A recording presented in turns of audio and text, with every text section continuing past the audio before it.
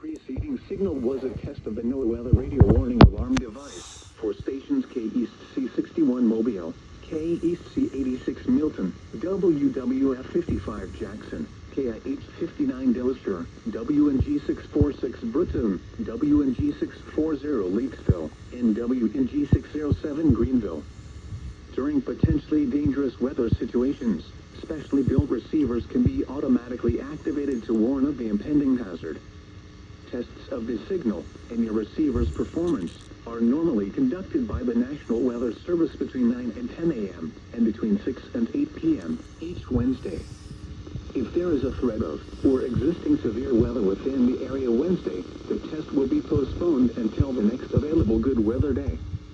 Reception of this broadcast, and especially the warning alarm, will vary at any given location. This variability, which is normally more noticeable at greater distances from the transmitter, can occur even if you are using a good quality receiver, which is in good working order. The warning alarm will be activated for hazardous watches and warnings, which affect the following counties: in Mississippi, George, Greene, Jackson, Perry, Stone, and Wayne.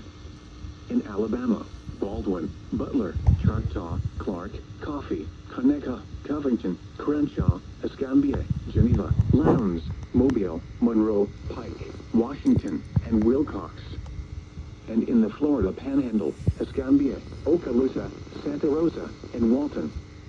This has been a test of the NOAA weather radio warning alarm device. We now return you to our normal program.